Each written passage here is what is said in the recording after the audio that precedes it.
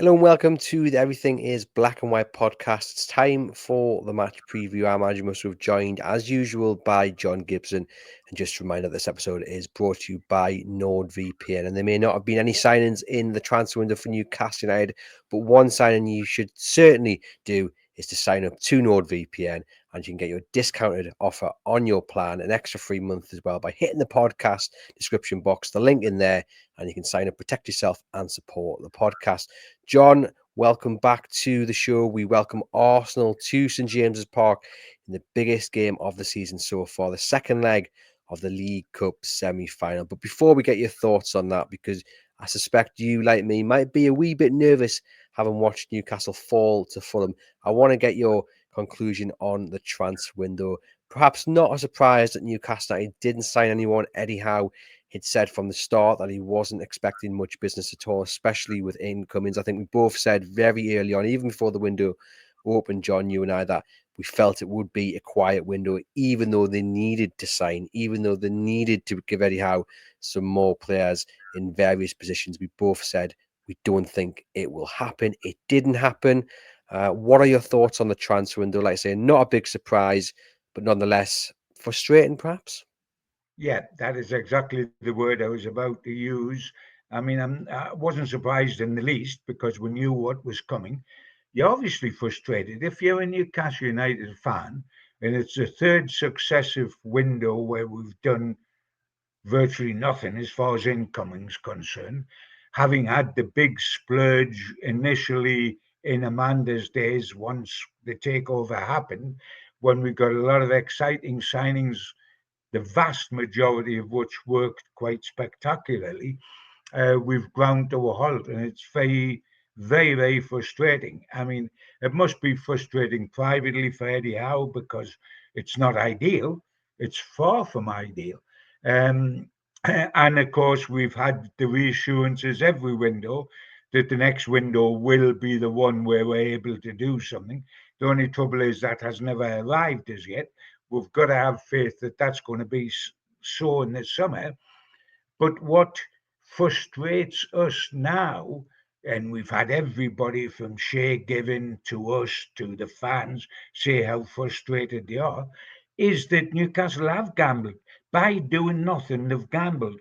They've gambled that their pot of gold will be that bigger and more influential, and we'll get better players in the summer, and then off we fly.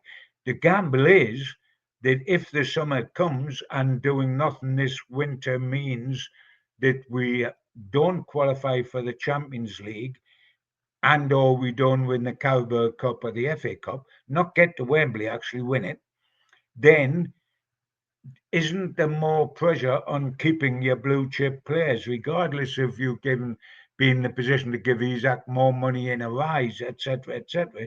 If he's faced with a second successive season of no European football, are we not risking him wanting to go? Are we not risking Anthony Gordon wanting to go? Are we not risking Tonali wanting to go? Or at least clubs thinking they can pick them off because we're not in Europe. So I guess it's a gamble one way or another because the gamble is that Newcastle United make the Champions League from fourth or even fifth place and then spend in the summer. That can be fine, but what if it costs us the Champions League? Yeah, it's a horrible position to be in, and I don't envy at all Paul Mitchell, the rest of the board, and Eddie Howe, because they will have looked at both options which you've just stated there, John, both gambles in their own right, and like you just don't know which way to turn, and it is very frustrating. But also, we have to think about the bigger picture, and the word coming out is that actually, you know, we are now maybe paying for the big spend earlier on in the first few years of the current ownership, and now we're having to really tighten our belts just to get through that. But the summer hopefully will be exciting. We will see a new cycle of PSR. In fact, the rules change actually to this cost squad ratio rule, which seems like it will benefit Newcastle United. But of course, that doesn't absolve the fact that it is a gamble because, as you say, Newcastle haven't brought anyone in, and they may miss out on the Champions League. But I guess those at the club might argue and say, well, actually, look, if we'd spent 60, 70 million on Marquis in the summer, we would be here in January potentially having to lose one of our blue chip players, and if not in January, then we'd have to lose them before June the 30th. And I guess the same applies to the window that's just gone. Had we gone out and spent 70 million on Brian and Burmo, come June the 30th, we'd be looking to sell either one of our blue chip players or someone like Lewis Miley up and coming. And that's the balance, John. I mean, what would you prefer? Of course, the I balance the don't know other the way answer. is that you would have Mavumbo, whereas this way you may not have anybody and still lose one of your blue chip players who demands to go because we're not in the Champions League, or somebody comes along and says, "Here's big door for Isaac, here's big door for Gordon, here's big door for Bruno or Tonali." It's a gamble either way, and I think the frustration is because until the last couple of home defeats, we could actually smell the Champions League and we could smell the Carabao Cup final, and we may still have it. But even if we have it, we've got to win it. It's no good, as we found out 2 years ago, being in the final if you don't win. It's frustrating for fans because we've lived on promises. The next window will be the one, and then it isn't. And what I would like to see, and I'm possibly asking too much, and I'm not complaining, but I would like to see somebody other than Eddie Howe from the club stand up and explain what's going on in depth so the fans can understand. It's not Eddie. I'm not certain Eddie knows in great detail. He just has faith and he believes and he's been told enough, but it's not his position. This is above Eddie where this is happening. And I can understand where maybe Mitchell does not want to do what he did recently, which is go in front of the press and hold a private thing, because you may feel, oh, the words were slightly angled in a particular way last time and it didn't show him in a good light. But if he goes in front of the press in the way that every Friday press conference is, i.e., where it's televised live, so the fans can see it afterwards. There it is, and can hear exactly what's been said with no spin on it. Just to explain why we're keeping our powder dry, how we're keeping our powder dry. I think it's the fact that fans are being asked transfer window after transfer window to remain with blind faith. And it's all right, some other financial guy from the outside trying to explain what's happening or whatever. It's the horse's mouth. The fans would love to hear from the horse's mouth what is the club policy and explain why it is to our advantage. All we get is it's handed down second hand, or this is the card marking, but it's off the record.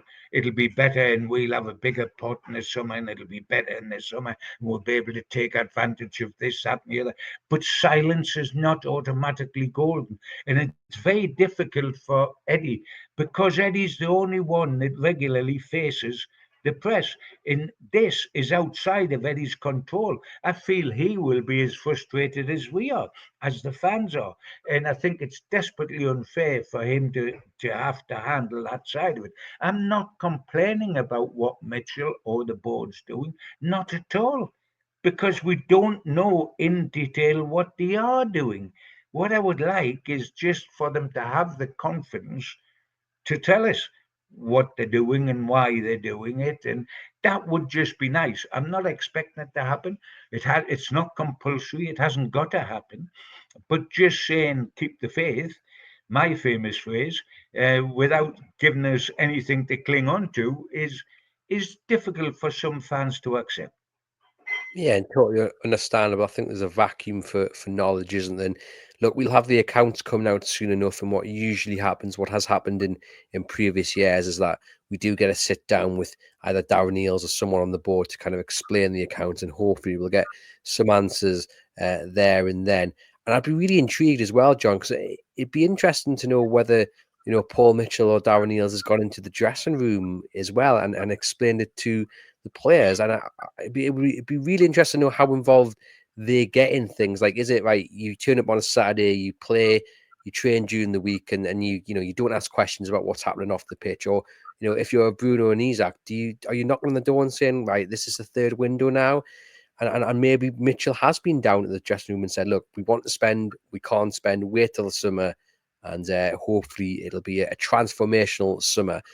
I guess, John, the other thing that is apparent, and it's been said on many episodes and many podcasts, and not just Newcastle related, it just re-emphasizes just what a mess these financial rules are. Because how can you have Manchester City and Newcastle United on the same amount of points, and Man City have gone out and spent 100 and was it 50, 180 million pounds this Yeah. January, and Newcastle haven't managed to get anyone in at all. And look, they've built up their finances, they've built up their revenue. Newcastle are playing catch up, and they've done a good job, Newcastle, so far.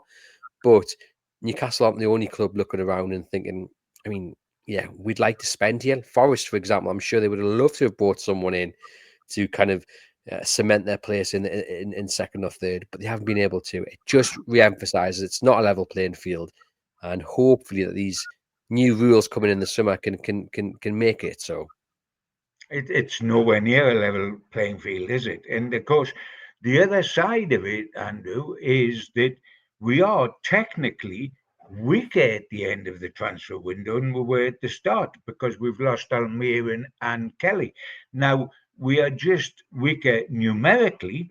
If you take them as standalone deals, they're good deals. Almiron's past his sell by date. He's a lovely lad that's done terrific for us. Thank you so much, Miggy. Off you go. Good deal, 11 million, a deal worth doing, and doesn't weaken the starting 11. Kelly, free transfer, 20 million next season when the must part kicks in. Another excellent deal, isn't a starter for us. That's fine. That it hasn't weakened the starting 11, but it has weakened the bench because we're two senior players down. Now, they're in positions where certainly left back with Target still there, Trippier can play left back, Byrne can play left back, although that's debatable, etc., etc. But you look at this squad and you think we are fighting on three fronts from now to the end of the season. We're fighting for the Champions League, we're fighting for the Carabao Cup final, and we're still fighting for the FA Cup because we're still in the thing. But if you look at goals win games, our three strikers, if you like, the centre forward and the two wingers, we haven't got cover currently for any of the three. If we want to rest those three at Birmingham at the weekend after we play Arsenal, who plays outside right because we've only got Murphy? Who plays outside left because we've only got Gordon with Barnes injured? And who plays centre forward for Isaac? It's either Callum Wilson, who might collapse at any moment, mightn't be available, or might collapse on the field any moment, or Sula, who's a Ben and is a baby in terms of learning the game. Our three strikers, we've got no cover whatsoever for, but we're batting on three fronts, two silverware and one Champions League. That is as vulnerable as it's possible to get, Andrew, isn't it? No, certainly so. And I think you look back at the Fulham game, and I'm sure Eddie Howe had the options. He might have maybe rested one or two of the midfield, or even just had the option to take Isak off on the hour mark because it just wasn't working. But again, as you've just made clear there, he doesn't have the options to do so. He doesn't have game changers.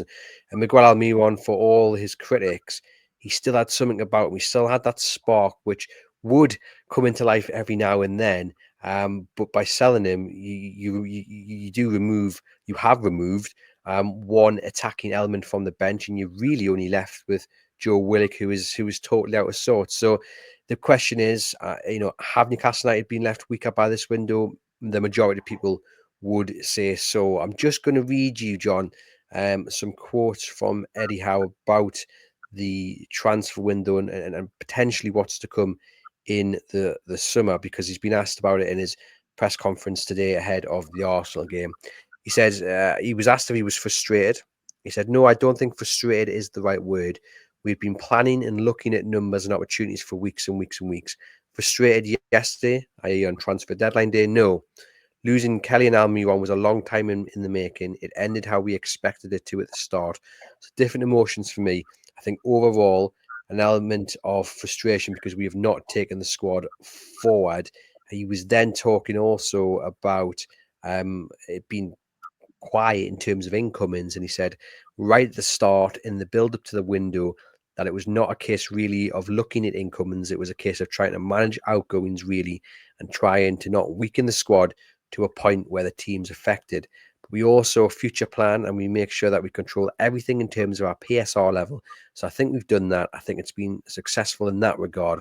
I think the two sales, the two players go with our best wishes, two great lads. The squad is lighter in numbers, but high in quality. So I think for us, managing injuries will be a big part of what we do now in this part of the season coming up.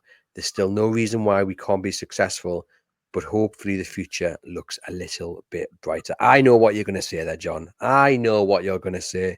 You're going to say that's typical Eddie Howe, the diplomat. You want him in negotiations in Yeah, Europe, not behind the he's, dugout. he's absolutely, Mandelson shouldn't be our ambassador to the United States. It ought to be Eddie because he's way, way better than anybody at that.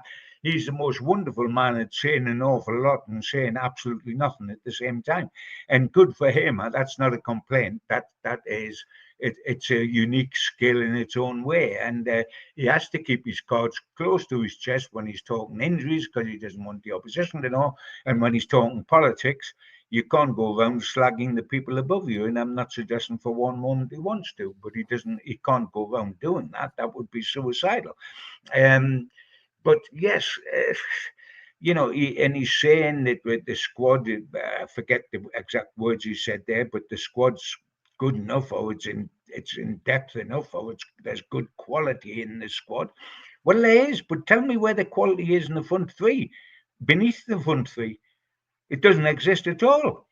So that's not quite true. I mean, there's a few people available at the back. Numerically, there's a few people available in midfield because there's the three that are holding down the position, plus Miley, plus Willock, and plus Longstaff.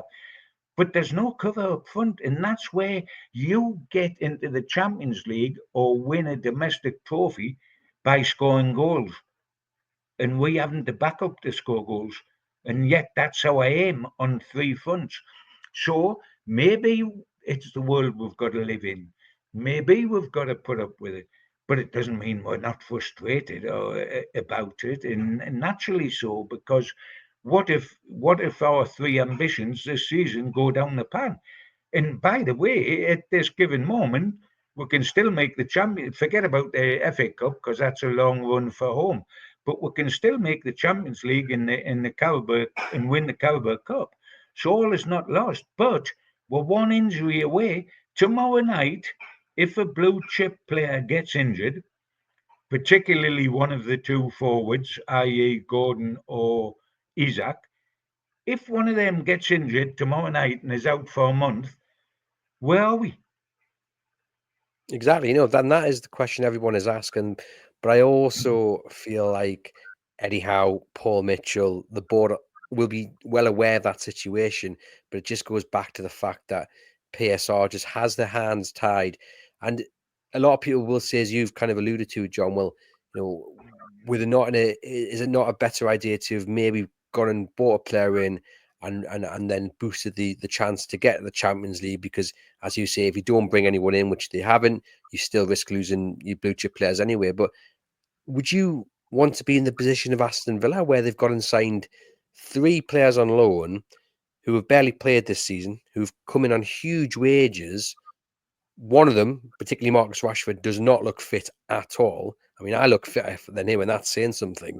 Like You they've look pretty gambled, fit but in to me.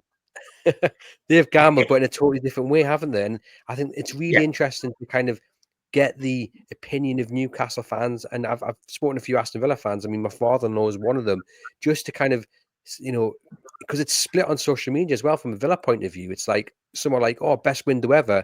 Others are like, we're there. Marcus Rashford looks like he's been at the takeaways, not on the training pitch sort of thing, with all due respect to Marcus. So like, what would you prefer? Would you wanted to have gambled in the way Villa have? Because they now need to get Champions League football, I would imagine, given the wages these players are on. Oh, I mean, this is something I wrote about in the Chronicle just a couple of days back. What do you do? Do you do something or do nothing? Do you gamble or do you wear belt and braces? Aston Villa have done one thing, we've done the other. The only way either club will be right is at the end of the season, when they either have achieved. If Newcastle get into the Champions League, Newcastle are right. If we don't, we could be wrong. If Aston Villa get in, the same idea. But you've got to do one or the other. And Villa are no fools. Like we are no fools, by the way. Our hierarchy and the manager are top of the range. The Villa hierarchy and the manager are top of the range. Isn't it intriguing that they've both sat down in the cold light of day 3 months ago before this window opened and decided what their strategy would be? And they both decided that the best strategy is exactly opposite to what the other is doing. And that is quite phenomenal. And of course, this isn't the first time Aston Villa has done that, because Aston Villa, in the last window before the one that's just closed last night, sold Louise and a couple of other players for about 90 or £100 million, which they then reinvested. The secret is to reinvest well. Now they must think they can. Rashford is absolutely intriguing because on the face of it, it's horrific. Even though they're not stuck with him permanently, there's not an obligation to buy him at the end of the season, but his wages are ginormous.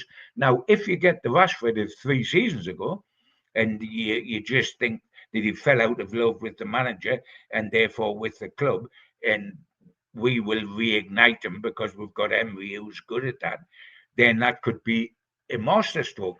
If he is the same guy who's just left Manchester United in attitude, in fitness, and in indifference, then it's an absolute disaster.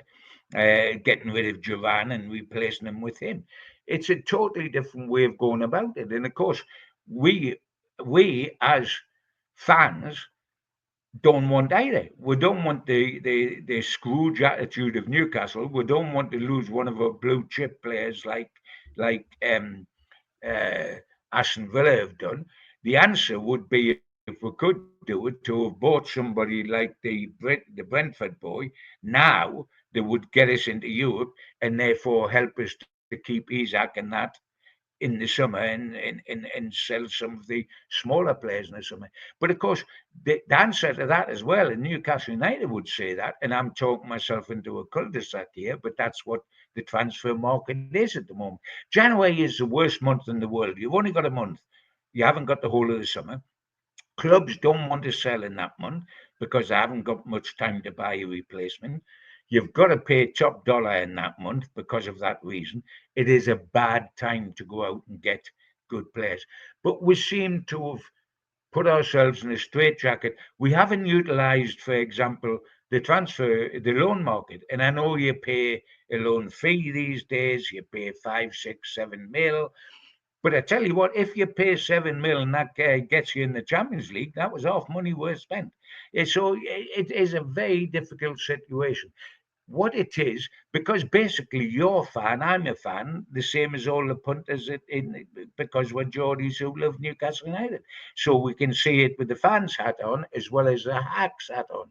And what is frustrating is that transfer window after transfer window after transfer window, Newcastle don't produce a significant incoming signing, but there is dangling before us the promise that it's going to be all different next time round the mulberry bush. And is it? It's just frustrating. And my real concern today is just if we don't make the Champions League, and even if we win the League Cup, that which will put us in one of the minor Europeans. But would that be enough to keep Isaac and Gordon and Tonali?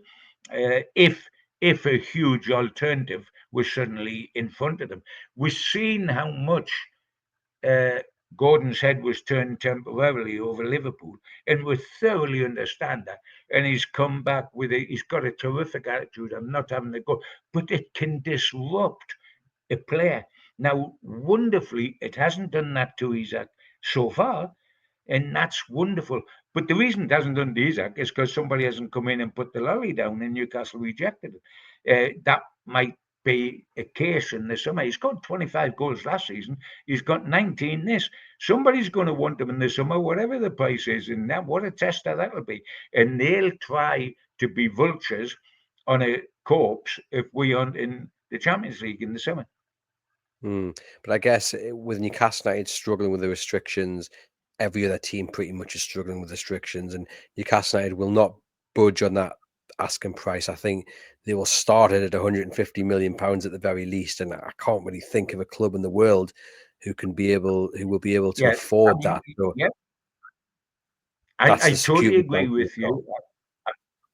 Yeah, but what that, and by the way, we're going round in circles here, but what that security blanket, it means the body is still in house, but is the mind or is the bloke scrambled? Because I'm talking theory here. I'm not talking Alexander personally. I'm talking theory. You can force a player, you can force a horse to the well, but it doesn't necessarily drink. Will the player be happy? And by the way, if the player's not happy, there was a little period when I thought Anthony Gordon just body language and everything. His head was all over the place after the Liverpool fracas, and he got round that. And well done him. But for a while, we lost the guy mentally, didn't we? And you don't want that to happen to Isaac. Maybe you don't sell him, but if you've got a very disgruntled guy on your hands, you're not going to have the vibrant 25 goal a season man that you had previously. I'm just using him as an example, not meaning he would do that. No. I think everyone gets that as a hypothetical, and hopefully the summer turns out to be as good as we're led to believe it will do. I mean, they need to. That's the bottom line. It needs to be a successful summer. It needs to be a big summer. And my colleague Arvin Stokes says, in his opinion, he thinks it'll be a transformational summer. So fingers crossed his prediction is right. Shall we talk about a game on Wednesday, John? Just a tiny little Yeah, thing it happening might this be week. a good idea. It might give me a lift as well, despite the fact that it's going to be awesome. Because I got quite depressed over the transfer window, even though we knew exactly what it was all going to be about. I think it's just frustration born out through love, isn't it? It is, because we all want the best for Newcastle United. Oh, Right, Arsenal at St James's Park on Wednesday, second leg of the League Cup semi-final. Newcastle have a 2-0 lead from the first leg, so they've got a bit of breathing space. I have to say, John, when the draw was made, I texted my colleague Aaron Stokes and I said, we're going to Wembley. I was confident that we're going to beat Arsenal. I'm still confident they're going to beat Arsenal, but as I said on the Monday show, I'm less confident than I was simply because the last two performances at home for Newcastle in the Premier League have not been what we've come to expect from them. Arsenal thumped Man City 5-1 on Sunday, which isn't brilliant. And I suppose the one place we need to start as well is that Newcastle United are looking likely to be missing their general in the midfield, their midfield tank in Joe Linton, who had a knee brace on after the game against Fulham as a precaution, Eddie Howe said. He also said, we will give him every chance to prove that he is fit. What do you expect to happen there? Do you think Joe Linton will be playing on Wednesday? Because if not, it's a huge, huge, huge blow. yeah, there's only Eddie and Joe know the answer to that one. The brace looks as if he's got no chance, but it does hold the thing rigid. It doesn't mean he has no chance, but it means he's genuinely a big, big doubt. I suppose if you want crumbs of comfort, you would say, well, Tonali and Bruno more important in that midfield? What he gives you is a physicality, which would be terribly, terribly missed. But we would have to get on with. That's part of what we've been talking about with the situation of injuries up top, with not having done anything in the transfer market. I mean, the Arsenal situation. I mean, it is literally win or bust, because it's all decided, and we are in a terrific position. I mean, that was the result of the season at Arsenal. to win 2-0 at Arsenal, and it confirmed 3 away wins at big beasts like Manchester United and Spurs and Arsenal, all in 9 days. But Arsenal was the result. The other two are big beasts historically, but they're not big beasts as teams this season. They're both poor, and they're both well beneath us, Man U and Spurs. But Arsenal was big time. And we're going into this and we're still 2-0 up. We would settle for that. But the but is not just the Bournemouth and Fulham, but we've lost 4 at home this season: Brighton, West Ham, Bournemouth, and Fulham. None of those are an elite club. None of those are Champions League clubs. They're decent Premier League clubs who are quite capable of having an afternoon in the sun and winning a football match. But they're not like we've lost the huge sides, and that makes us a little bit vulnerable.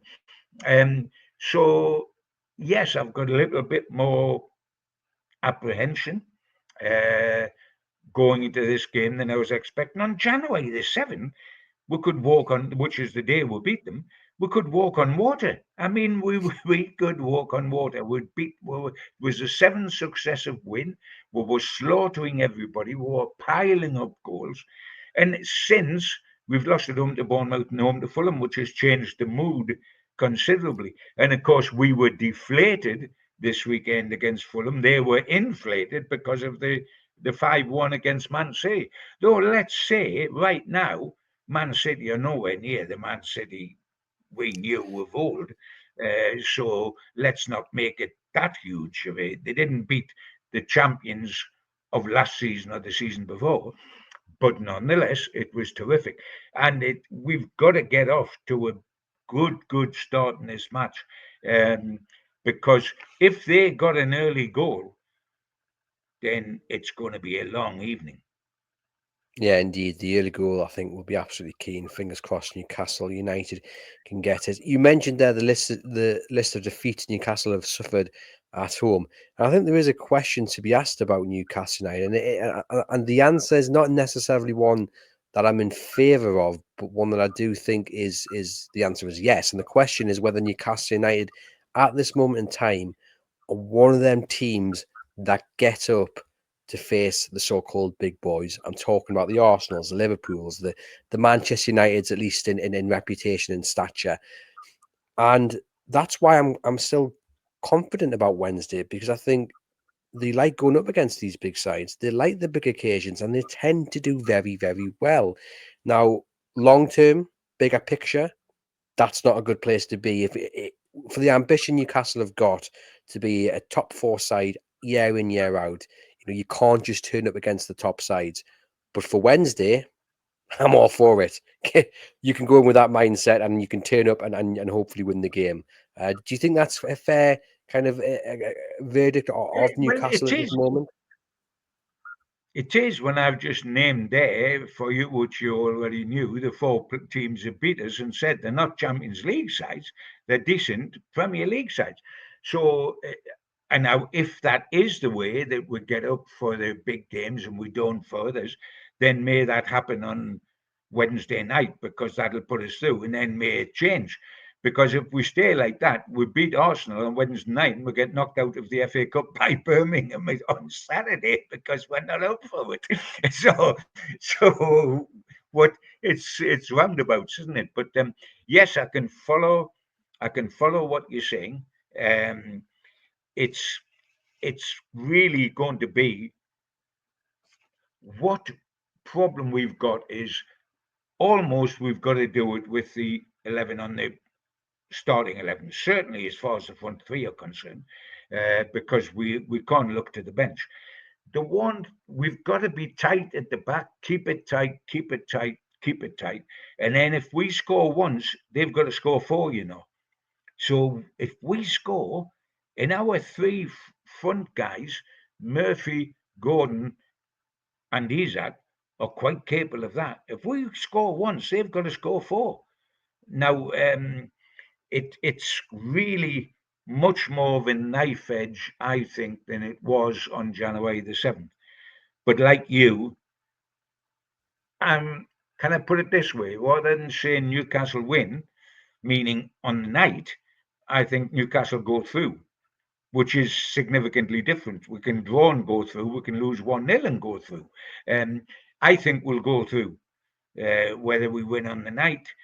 I almost, don't care, but I do.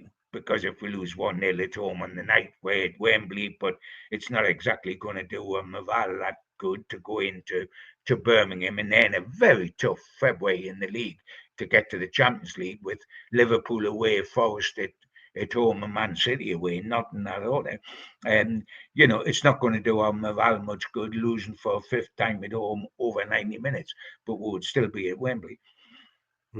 Yeah, no, we'll get there, whichever way it comes. And it's funny you mentioned those 3 games. I'm confident that they might get, 6 points out of the 9 there, because it's just Oh, the you're way they are at the terrified we're moment. going to get knocked out the FA Cup at Birmingham then on the same train of thought, Andrew? It would be unthinkable, but at the same time, not overly surprised. And I hope we don't, because we want another cup run Of course not. as Of well. course not. The important thing on Wednesday, John, is the crowd. And, we've been there at the home games, pretty much every home game this season. Recently, I haven't felt it's had that power and that pull that we know it can have. That 12th man, it's a cliche, but often away teams step on that pitch and they enter something that they just cannot handle. But I've just felt recently it's not quite had that spark and that magic. Now, of course, Wednesday's a totally different game to the Premier League games that have gone before. Massively important that everyone's up for this, so isn't it? Because if they can sing their hearts out and they can be that 12th man, we know Arsenal in particular are one team that usually get a little bit rattled by the Geordie faithful. I think yes, all that you've said there is absolutely correct. There will be apprehension on the terraces. We've just lost at home to Bournemouth and at home to Fulham in successive games, Andrew. Now, if that doesn't produce apprehension, then you're ice cold type of guy, and there's not many of them because passion runs high in Geordies, and there's bound to be a little apprehension because of those 2 results. What I'm hoping is that this is a one-off with Wembley at the end of it, and that will make the fans go, "Wow, this is now or never. This is win or bust. This is it." And by the way, we're singing about we're going to Wembley and tell more we won't be home for tea and the whole kit and caboodle, and that will lift the atmosphere and do what is needed. And we are Newcastle United's best 12th man, the fans, etc., etc. That goes without saying. But occasionally, it irritates me when it comes out from the club. Oh, we need the fans on our side. Go out and do it yourself. You're good enough. Why are you trying to tell us that the responsibility lies with the fans? And if we don't win, it's because the fans haven't got behind us, etc. They've got to be good enough to win it themselves. And by the way, if they start correctly, etc., do you think the fans won't be 100% behind them and singing themselves hoarse because we'll be 2-0 up? But all this business of, oh, we're in the mire, we've lost 2 home games on the trot, we need the fans to push us through to Wembley, is a bit unfair on the fans.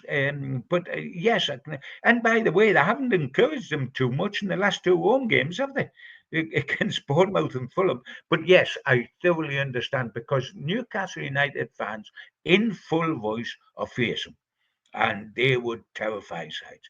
And I think we will do that in this game, A, because there's Wembley at the end of it, and B, because we dislike Arsenal and Arteta, because they moan and moan and moan. I mean, there's always something wrong. Either the ball is not blown up enough, or it's blown up too much, or the wind's whistling up the tyne, or a goal should have been chalked off for 3 reasons, but it wasn't chalked off, or whatever, or Mad Dogs uh, looked the wrong way, sideways at Arteta. There's always a reason against Newcastle. Newcastle have won 1-0 up here earlier this season, and they've won 1-0 last season up here. I mean, what we're facing, really, Andrew, is either a bad hat trick or a good hat trick. The bad hat trick is we've lost 3 successive home games, And the good hat trick is that we've beaten Arsenal 3 times this season because we've already beaten them in the League Cup away and up here in the league. So we either get a good hat trick or we get a bad hat trick. Is the Geordie pint pot half full or half empty? Hopefully it's half full. We can do it because, like you say, Arsenal don't like coming here. So fingers crossed Newcastle United can get the victory. And you are right. The players haven't given Newcastle much to shout about in recent home games. And what we need to see is that first tackle going in. Like PSG, Dan Burn flying in, Anthony Gordon flying in, and getting the crowd up for it. Not that they'll need any encouragement, but that's what we need to see very early on, so the crowd and the players can come together and really set the tone for what is the most important game of the season. Team wise, John, it kind of picks itself. Again, probably the only question is Botman back in for share. Is one that's going on social media. I think it'll remain unchanged to what we saw Yeah, against I Fulham. mean, it'll be. I mean, the only things that are up for discussion is does Botman come in for share? Theoretically, does Pope come in for Dubravka, or does Pope come back at Birmingham on Saturday? And the other one is, does Joe Linton play? And if he doesn't, which one of the three between Willock, Longstaff, and Miley get the position? Yeah. Well, I think I'll reel what I think Eddie Howe will do. I think Martin Dubravka stays in net. I think it'll be Share and Burn, and then I think it'll be Longstaff in for Joe Linton if he's not fit. Although I'm not as certain saying that as I would have been a few weeks ago because he's just not used Longstaff at all. Miley seems to be ahead, at least when it comes to substitutions in the pecking order, but maybe that's because Miley's more of a game changer than Longstaff is. And I suppose if you're looking to add a bit more of a defensive element to your starting 11, then that's where Longstaff comes in. If you need to change the game, Longstaff's not the man off the bench. Me personally, I would keep the back line, and then I would bring in Miley for Joelinton if he's not fit. But as I said, I think it'll be Longstaff. But hopefully Joelinton is fit, and there's no question over that. What about yourself? What would you be doing? I think yeah, you're absolutely right. I would keep the back four as it is. I would keep the keeper as it is. Play Pope at Birmingham, and if Joe Linton's out, the three possibilities to come in are bring something very different to the table. I mean, I think Eddie, and that's all that matters, might go for Longstaff because we're 2-0 up and he give him some solidarity in the middle of the field, which is what Joe Linton does, the physicality of Joe Linton. If that's taken out, do you need a bit of physicality to help protect the back four with Tonali, etc.? And you would probably look at Longstaff for that. I think the popular view would be Miley because he's looking. You see, the difference for me is the body language of Miley tells you he's on the up and up. He's positive, he's optimistic, he believes in himself. I think Longstaff looks as if he's playing under a cloud. He's got a little black cloud over his head and it's raining on his parade. And Willock, I just find lightweight at the moment. I find him so disappointing because I think he's a good player. And he would be the obvious one if you're looking for somebody to take that left side in place of Joe Linton and get up and down and support. But how good would he be off the ball? He just looks a tad weak at the moment. It's a great shame. The more positive of the three by 100 miles is Miley, but I think that he would possibly go with Longstaff. But I've got a sneaking feeling, that the big man might still make it. Yeah, me too. Before I get your prediction, then, John, and you've kind of already said it, let me know what your dressing room message would be. If you were delivering the team talk before the players run out, what would you be telling them? Just quite simply, how many of you here played at Wembley 2 seasons ago? Can you remember the occasion as we were building up towards it, what it meant in the city, what it meant to you, the optimism, the crest of a wave, and the bitter disappointment that was felt by you as players on the day when we lost, and yet you look at the crowd and they stayed with us because we got to Wembley and they supported us on the day. You're within touching distance of that. We're all within touching distance of our dream. And our dream's twofold right now. Our dream is the Champions League and the Carabao Cup final and then win it. They are both within touching distance. They're not a mile off. The FA Cup's still a mile off. We've got to keep going, but it's still a mile off. This is, you can smell it. You can smell Wembley. You can smell the Champions League. We need one final push. Man for man, this team's good enough. What we're not good enough is to rest some players sometimes to get game changers on. I wouldn't bring that into the conversation, but I would remind them how good we are. We've got a centre forward with 19 goals, the greatest centre forward in European football. We've got England's outside left, Gordon, terrific. We've got Tonali, born again. We've got Bruno released to go forward, looking like a Brazilian international. We've got a lot of cogs. We just need you to be firing. Now, if you can't fire for this game, when can you fire? And again, don't do it for me, Eddie Howe. Don't do it for the fans. Do it for yourself. Do you want medals? Do you want to go somewhere? You needn't get transferred to play in the Champions League. You needn't get transferred to win a cup. You can do both of those things here, and you can do them this season. You can end the season and go on your summer holidays in the Champions League, and with the first silverware Newcastle United have won domestically since 1955. Heroes, absolutely heroes, each one of you. Do you want to be that, or do you just want to float through your career and have a lot of regrets later in life? There we go. I'm sure they want to be just that. And the question is, John, are they going to get to the final? Yes, they are.